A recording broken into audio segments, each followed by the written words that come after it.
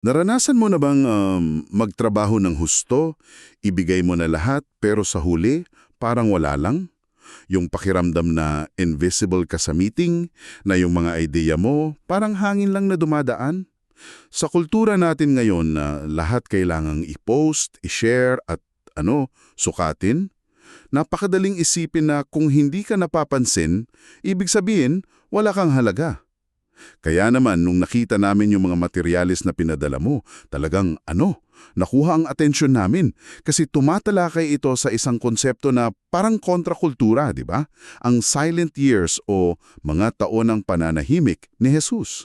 At ang pag-uusapan natin ngayon ay kung paano ang mga panahong ito ng paghahanda, yung mga yugto na tila walang nakakakita, ay hindi lang pala mahalaga, kundi baka ito pa ang pinaka-critical at estratehikong bahagi ng paglago mo.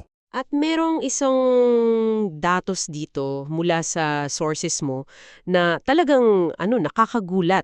Isipin mo, 30 taon ng buhay ni Jesus sa mundo, pero ang lahat ng iyon ay naisiksik lang sa 3 versikulo sa Biblia. Luke 2:40 hanggang 52. 30 taon. 3 bersikulo lang. 3 versikulo. Ang misyon natin sa pagsisid na ito ay para alamin kung bakit tila may ibang paraan ng pagsukat ang Diyos sa progreso, no? Bakit mahalaga sa Kanya yung hidden formation o paghubog na nangyayari sa likod ng kamera? At kung paano mo magagamit ang prinsipyong ito para hindi ka mabaliw sa mundo nating puro performance review. Okay, sige. Simulan nating himayin to. Ang unang malaking ideya dito ay yung tension sa pagitan ng mundo natin at sa paraan ng Diyos. Kasi sa totoo lang, ang hirap tanggapin ng ideya na okay lang maging invisible. Sa trabaho, kung hindi ka ma-promote, may problema, di ba? Parang may mali. Sa social media, kung walang likes, hindi relevant. Gusto natin ng mabilis na resulta, public recognition. Eksakto, at doon mismo sumasalungat yung halimbawa ni Jesus.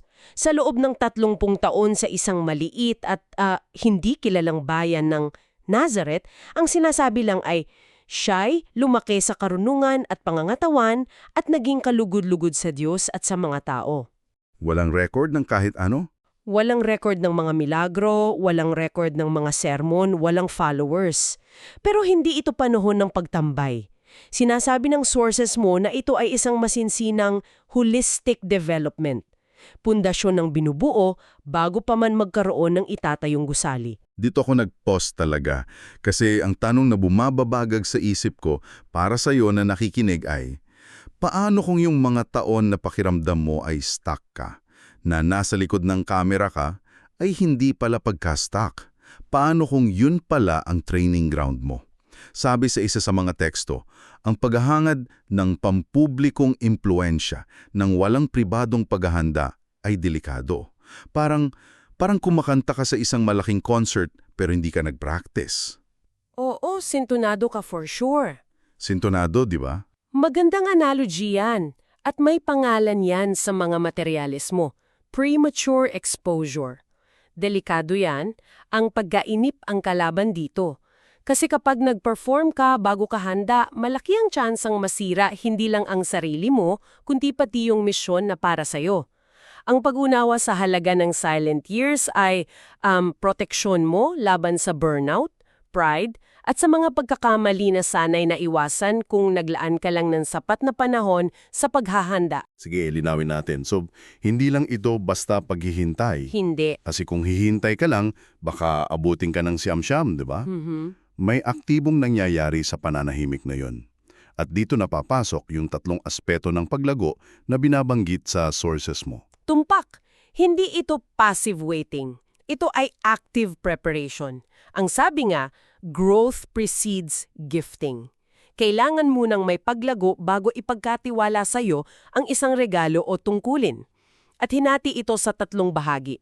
Una, karunungan o wisdom. Okay. At mahalagang linawin, hindi ito kaalaman lang. Pwede kang magbasa ng 100 libro at maging knowledgeable pero hindi ka pa rin wise. Ang wisdom ay Yung kakayahang i-apply ang kaalaman sa tamang paraan, sa tamang panahon, na may malalim na pangunawa at paggalang sa Diyos. Teka, gusto ko yan. Yung wisdom before word. Yes. Kasi sa panahon na yun ng social media, parang baliktad ang nangyayari, di ba? Oo nga, no? Parang word before wisdom. Post muna, comment muna, tweet muna, kahit hindi pa lubusang pinag-isipan. Ang resulta? Ang daming gulo, ang daming nasisirang relasyon. Sinasabi ng sources mo na ang tunay na impluensya, ang tunay na may bigat na salita, baliktad ang proseso. Pinoproseso muna sa loob bago ilabas. Sakto. At ang prosesong yan para kay Jesus ay nangyari sa Nazareth. Paano? Sa pag-aaral ng kasulatan, sa pakikinig sa mga elder sa sinagoga, at sa simpleng pagmamasid sa pang-araw-araw na buhay. Sa mga ordinaryong bagay. Oo, sa isang magsasaka na nagtatanim, sa isang babaeng naghahanap ng nawawalang barya, doon nahuhubog ang wisdom sa ordinaryong buhay. Yung pangalawang aspeto ay kaganapan ng pagkatao. Sa English, stature. Ito medyo malalim pakinggan. Kaganapan ng pagkatao. Anong ibig sabihin yan sa praktikal na paraan? Isipin mo na lang na ito ang iyong internal architecture o panloob na katatagan. Hindi lang ito physical na paglaki. Kasama dito ang emotional stability, pasensya, disiplina at tibay ng loob. Ikinonekta ito ng source sa trabaho ni Jesus bilang karpentero. Ang pagkakarpentero noon ay hindi tulad ngayon na may power tools. Mano-mano lahat. Oo, tama. Kailangan ng tiyaga para maging pulido ang gawa. Kailangan ng atensyon sa detalye. Kailangan ng lakas para bumuhat ng kahoy. Ito ang prinsipyo ng stature before strength. Okay, so kung iisipin, para kang isang atleta. Hindi ka pwedeng puro lakas lang ng katawan. Kailangan mo ng mental and emotional fortitude. Yun pala yung stature na tinutukoy. Hindi sapat na magaling ka lang sa ginagawa mo. Kailangan buo ka bilang tao para kayanin mo yung pressure kapag dumating na yung lakas o impluensya. Eksakto! Kasi ang lakas na walang katatagan ay mapanira. Isang leader na magaling magsalita pero madaling magalit. Isang CEO na brilliant pero hindi marunong tumanggap ng feedback. Yan ang mga halimbawa ng strength na walang stature. At ang pangatlo na konekta sa dalawang nauna ay pagiging kalugod-lugod o favor. Ito, dalawa pala ang klase nito base sa binasa ko. Oo, at critical na maintindihan ang pagkakaiba. Una, ang favor mula sa Diyos, favor with God. Nakaugat ito sa integridad at pagsunod. Ito yung nangyayari kapag ang ginagawa mo sa lihim ay naaayon sa mga pinaniniwala mo, walang hypocrisy. At pangalawa, ang favor mula sa tao, favor with men. Hindi ito popularity contest. Okay. Nagmumula ito sa kababaang loob, sa pagiging mapagkakatiwalaan at sa paglilingkod sa iba. Binibigyang diin sa sources mo na ang pabor ay pinoproseso sa pananahimik. Hindi ito instant. Ito yung favor before function. Kaya pala may mga taong parang ang bilis umangat pero ang bilis ding bumagsak. Oo, posible. Baka binigyan ng malaking function o posisyon pero wala pang pundasyon ng favor na binuo sa loob ng mahabang panahon. Yung tiwala hindi yan hinihingi, di ba? Pinaghihirapan yan.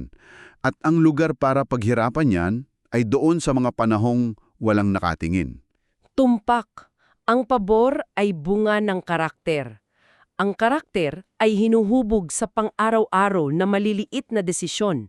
Kaya't yung tatlong yon, karunungan, katatagan ng pagkatao at pabor, yan ang mga haligi na binuo sa loob ng 30 taon. Okay, klaro sa akin yung tatlong pillars.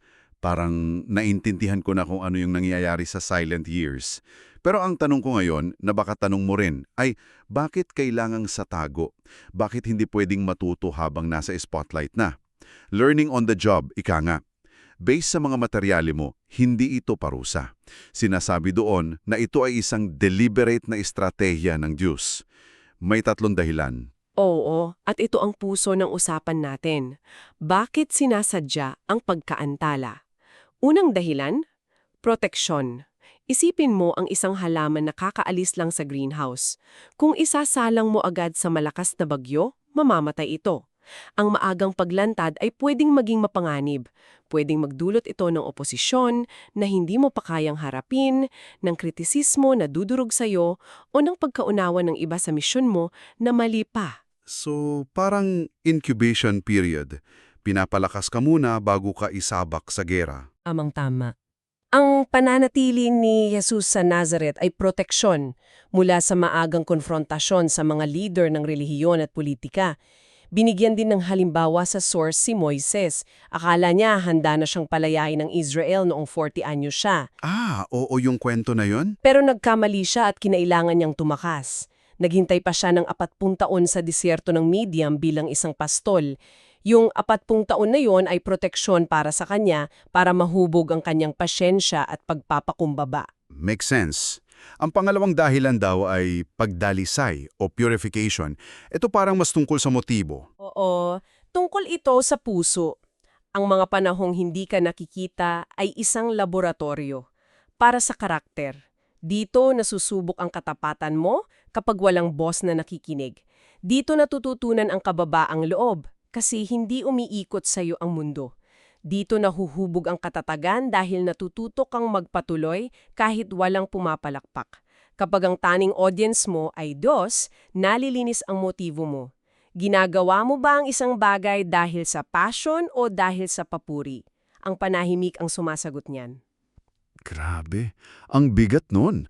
Kasi ang daling sabihin na, I'm doing this for the right reasons, pero ang tunay na test ay kung gagawin mo pa rin ba yun, kung alam mong walang makakaalam, walang magre-retweet, walang magpapasalamat.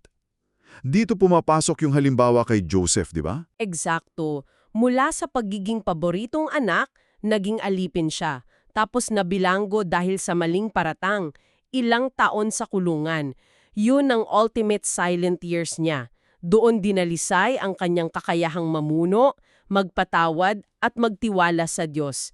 Ang kulungan ang naging training ground niya para sa palasyo. Wow! At ang pangatlong dahilan na siyang kabuuan ng lahat ay paghanda. Preparation. Ito na siguro yung pinaka-obvious pero pinakamahalaga. Ito ang pinakapangunahing dahilan.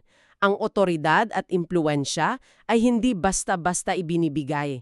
Ipinagkakatiwala ito sa mga handa, hindi lang sa mga may potensyal. Okay. May pagkakaiba yun. Malaki. Maraming tao ang may potensyal pero iilan lang ang tunay na handa. Ang 30 taon ni Jesus ay hindi pag-aaksaya ng panahon. Ito ay pag-iipon ng karunungan, pagpapatibay ng karakter at pagpapalalim ng relasyon. Ang pagiging handa ang nag-aalis ng panganib na matawag nating premature leadership. Kapag handa ka na, ang impluwensya ay nagiging natural na bunga, hindi isang bagay na pilit mong kinukuha. Proteksyon, pagdalisay, at paghanda. Okay, malinaw na sa akin yung why behind the silence. Pero ang tanong ko ngayon, paano natin to gagawin? Kasi madaling sabihin na magtiwala sa proseso. Pero ano ang itsura niyan sa Lunes ng umaga kapag tambak ang trabaho at feeling mo dehado ka sa promotion? Paano mo isasabuhay to? Dito na nagiging napaka-practical na mga sources mo. Ang unang mungkahi ay baguhin ang pananaw mo sa mga ordinaryong gawain. Tingnan mo ang mga ito bilang spiritual practice o pagsasanay. Ang pagsunod sa maliliit na bagay, ang pagiging tapat sa mga gawaing hindi glamorous, diyan nakasalay ang lahat.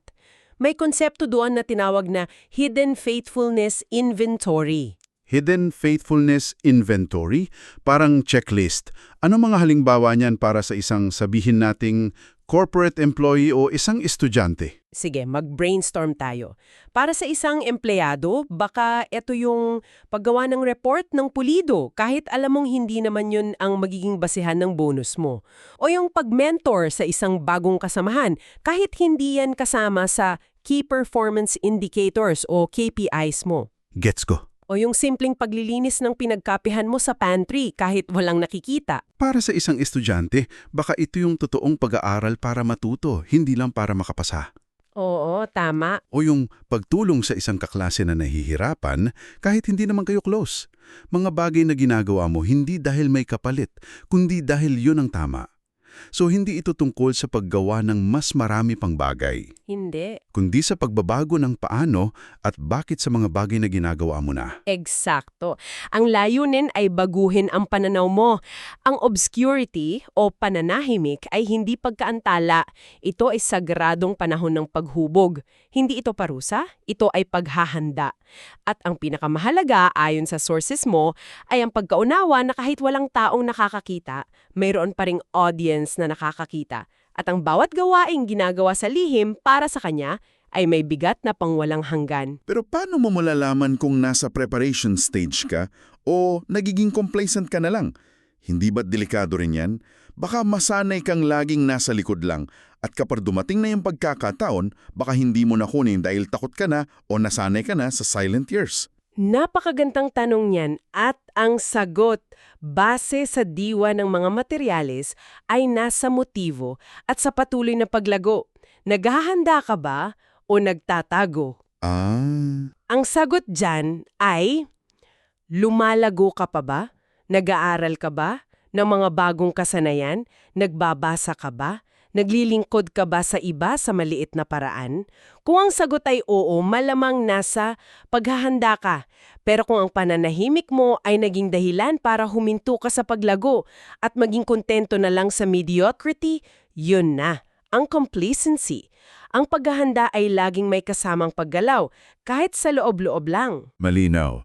So, bilang buod ng ating napag-usapan, ang mensahe ng mga materyales na ito ay malinaw at, sa totoo lang, medyo radikal sa mundo natin ngayon. Ang mga panahong pakiramdam mo ay hindi ka napapansin, na parang walang nangyayari, ay maaaring ang pinakamahalagang yugto ng iyong paghahanda. Ang focus ay hindi dapat pa sa pagiging sikat, kundi sa pagiging tapat. Ito ay tungkol sa formation before fame, at ang mas nagustuhan ko, growth before gifting. Tumpak, ang regalo o talento mo ay magiging ganap at ligtas lamang kung may sapat na paglago sa iyong pagkatao na sasalag dito.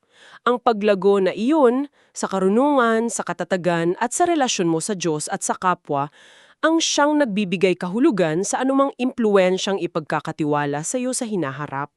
Ang paghanda sa anino ang nagtitiyak na kapag tumama na sa iyo ang liwanag, hindi ka masisilaw o masusunog.